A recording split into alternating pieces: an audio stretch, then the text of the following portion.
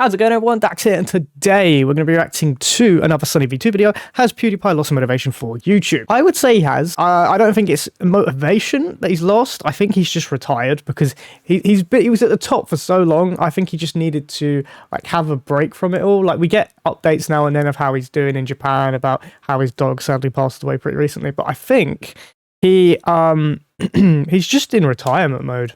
He's just doing whatever he wants to do now instead of doing the daily upload stuff that everyone else is currently like competing for to be on top. That's my opinion, basically. Sorry, I want to cough, but I can't because my rib hurts. Okay, let's get straight into it.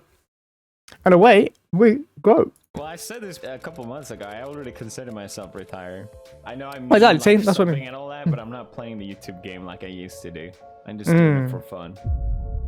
Yeah, that's fair. It was clips and statements like the one just shown that began to give PewDiePie's audience and other YouTubers the idea that perhaps PewDiePie was no longer taking his YouTube journey as seriously as he once was. PewDiePie right now shaking in his boots.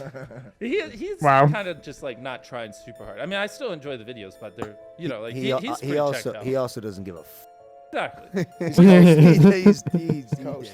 Articles such as PewDiePie receives support as he takes break from streaming to deal with exhaustion, alongside the precedent of his wife quitting YouTube in combination with his recent 1-month hiatus, creates a question that should be Marcia quit a long time ago. I don't know what they're saying recent, but this is an 11-month-old video, so I got to take that into account. So maybe it wasn't as like old news as it is here. But I swear Marcia quit in like 2017, 2018, or am I going crazy? incredibly interesting to investigate. Has PewDiePie lost the motivation for YouTube? While his attitude seems to suggest it, we could definitely be wrong. For example, perhaps he's made a deliberate shift in his personality and branding to give his content more of a relaxed feeling, and if that is the case, there are many comments to suggest that it might even be working. We're going to I don't agree it's part of his branding. I generally think he doesn't want to do the YouTube the way people nowadays are doing it. It's kind of like TikTok format. You have to be in the face, like, hey guys, we're doing this, being really loud. He just doesn't want to do that. So I can respect that, and he just wants to do it his way, the old way, and just chillaxed way, I'm guessing. I wouldn't say he's like doing it for branding.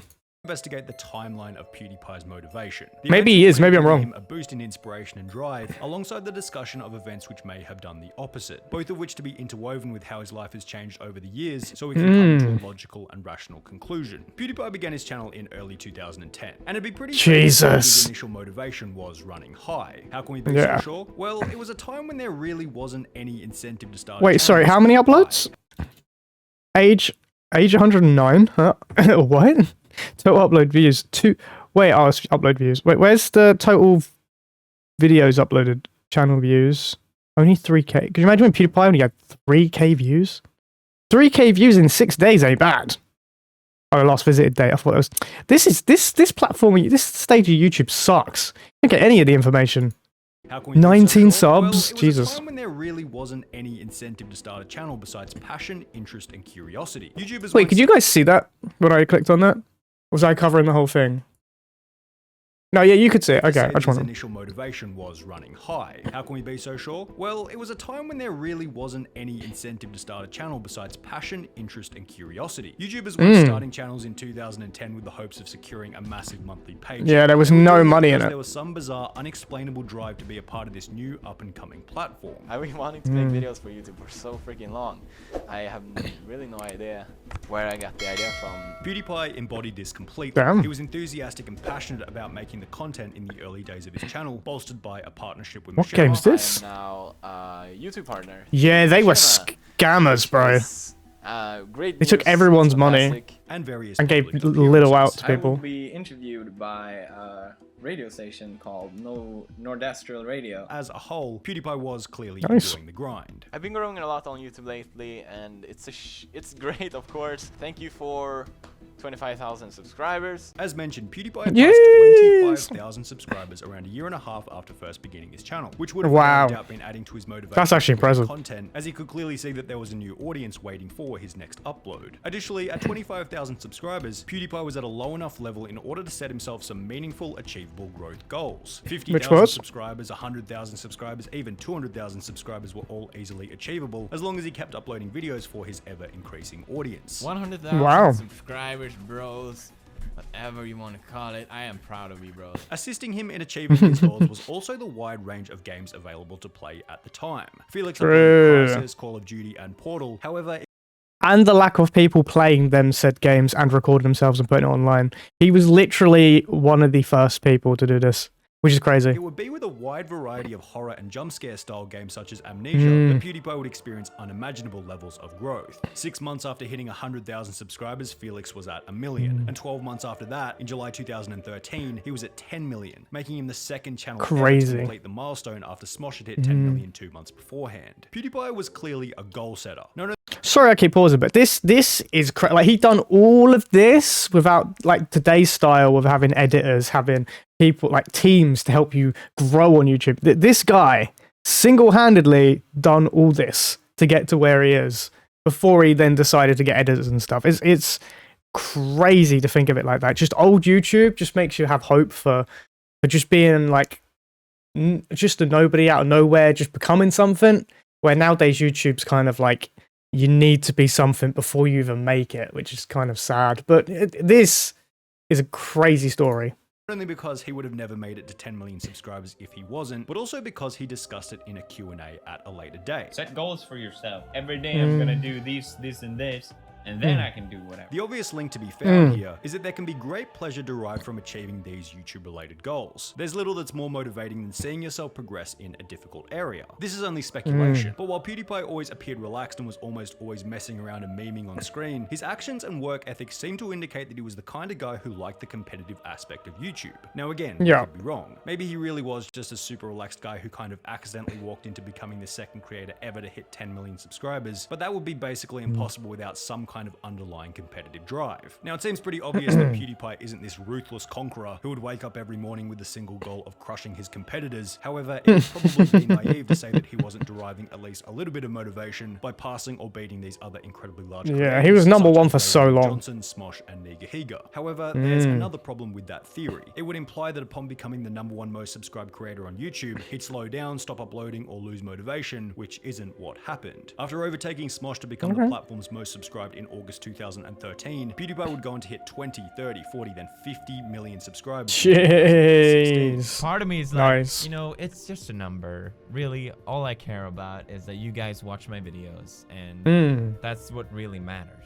But at the same time, 50 million! PewDiePie's celebration of 50 million subscribers is interesting for a few different reasons. Firstly, it's pretty good evidence for the previous point, being that PewDiePie often remains composed and humble about the size of his channel, yet still clearly loves crushing milestones in the same way that almost every other YouTuber does. Secondly, his reaction and attitude at the time of achieving 50 million subscribers seems to indicate that he was still very driven to grow, despite being over 20 million subscribers in front of YouTube's second most subscribed, showing that his main motivation couldn't have been a simple desire to pass other large creators. Yeah, how did he find motivation? Wasn't the desire to overtake other YouTubers, what was it?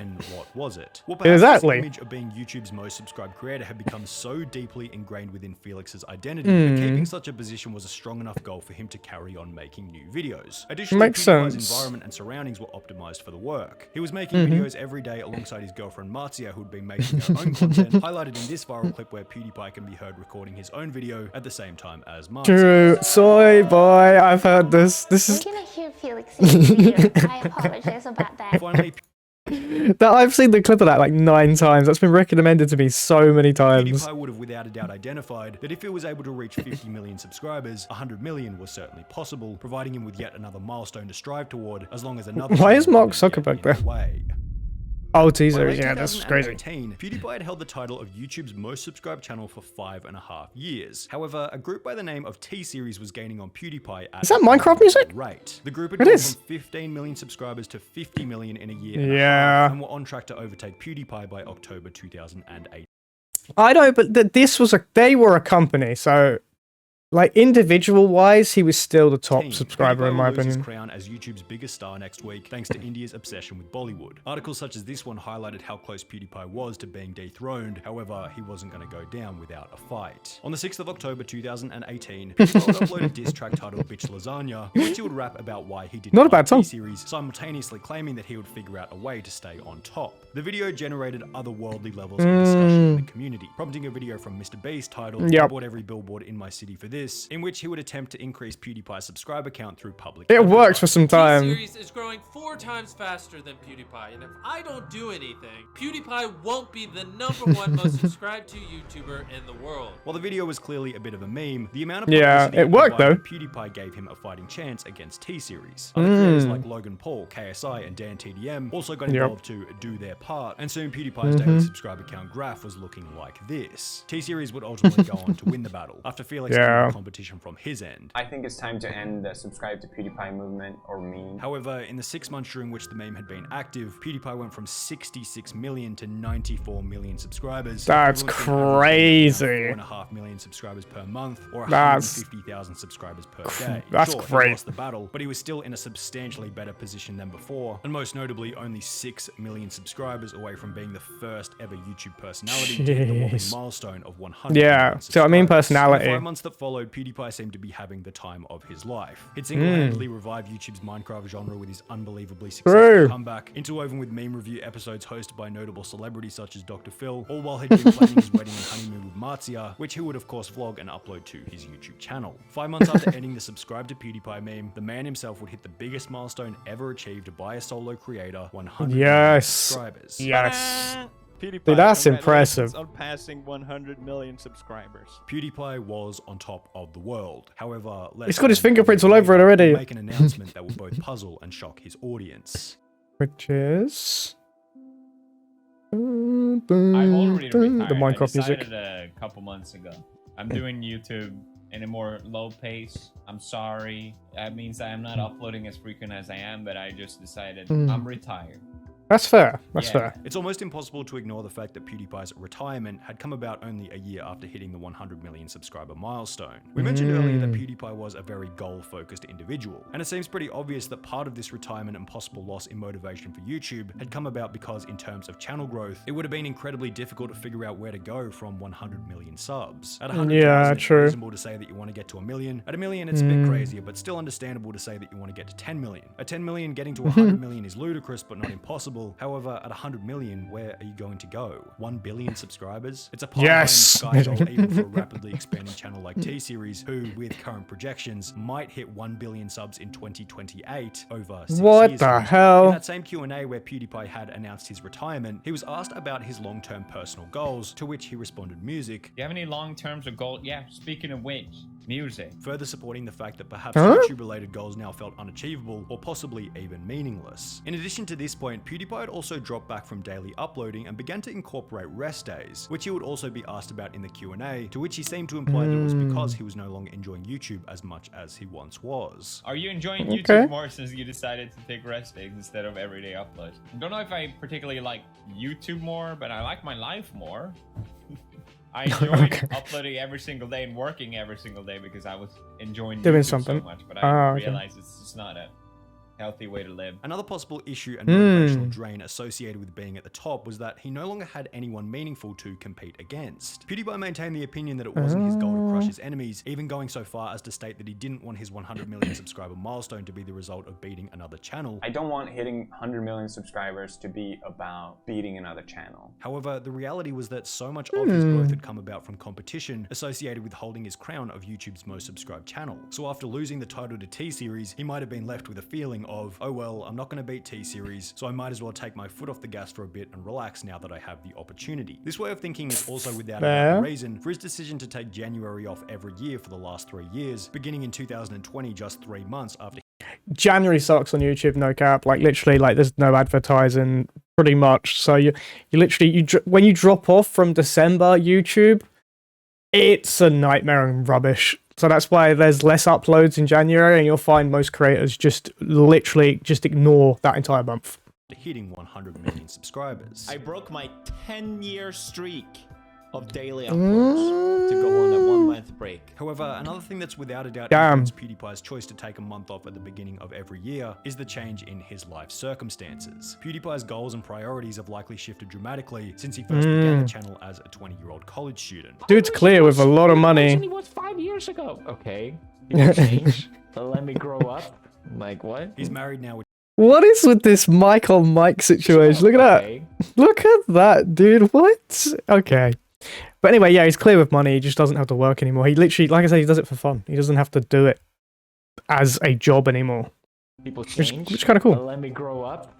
Like what? He's married now, which raises the question about a potential family, and within this potential Oh, family, true. Marzia herself is no longer creating videos. She quit back in 2018 to start two I brands, knew it was 18. Daxellz and Suki Market, both of which have seen what appears to be a decent level of success. The I didn't know second that. brand, I didn't know Suki that. Market, states on its Instagram to have been created and designed Nearly by 500K. Marzia, perhaps showing PewDiePie that he'd have no problem finding success in a business outside of YouTube, lowering his motivation to stay on the platform as a video creator. However, the more Nah, I don't know. interesting thing to investigate is whether or not PewDiePie's retirement has actually been a negative thing. Because if you No, look at the comment section still in uploads. any video during which PewDiePie has mentioned his retirement, there's nothing but overwhelming support. Wanting to retire is truly understandable. Felix worked hard. I think all of us will terribly miss him once he's retired. I don't watch all his videos, but the ones I watch, I truly enjoy. I also love his presence on the platform. It'll be a bleak day once he no longer uploads. It kills me to hear I him say, don't think "I'm that will already ever retired," happen. knowing I don't think that there will be a day where PewDiePie leaves YouTube. I think he will even upload when he's maybe in 40s, 50s, maybe.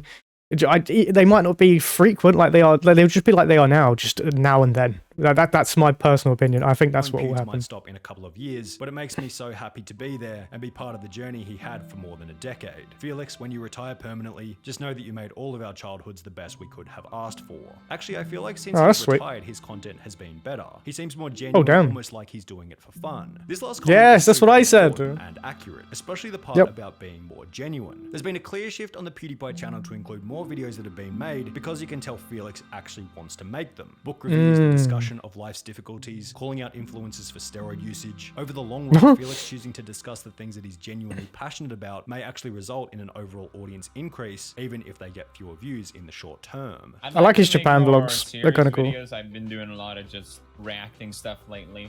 But even though people say they like them, they don't generally do well. So if it was all I did, it wouldn't really work. However, this clip could also be applied to the Hey, comments. I feel that enjoy attacked. his content I'm more joking. since he's decided to retire. Just because people are putting it in the comments doesn't necessarily mean that it reflects in the data. While PewDiePie's monthly viewership remains incredibly high, it's been slowly declining over the last couple of months. Perhaps the price Hey, what happened in PewDiePie is September? willing to pay What happened in for a September, more man? relaxed lifestyle. Felix should, however, remain cautious about the cost of such a move. Not only from a financial perspective, which he doesn't seem too concerned about, but rather from a meaning and fulfillment perspective. A lot of similarities can be found when comparing PewDiePie's current attitude with the outlook on life held by Notch at the time of his retirement. Both very successful at a young age, each with the money problem completely and utterly solved. Bruh, I never have to work again. I don't have to be here, you understand? However, most notably, both having the goal of alleviating stress and pressure after an extended period in the public eye, which in the case of Notch, took him out of the game completely after taking his own comfortability to the extreme. PewDiePie seems to stop uploading videos until he's dead. When do you see yourself no longer uploading? See? I guess when I'm dead. So we can be pretty sure that he'll be just fine. However, it's important to remember that fantasy of being truly retired without any responsibility by the age of 30 should remain just that, a fantasy, because when played out in reality, it almost always goes terribly.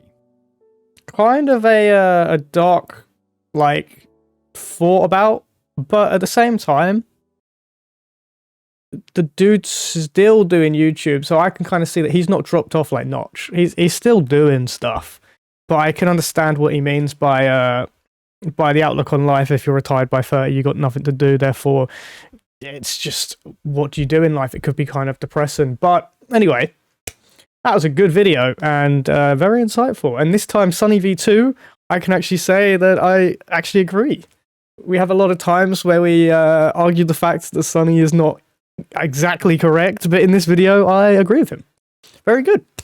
Okay, that's the end of the video. If you enjoyed that video, make sure to check out the original description down below. Enjoyed this video, hit a thumbs up, comment, which like me to react to next, subscribe if you're new to the channel yet. I'll see you in the next video. Later.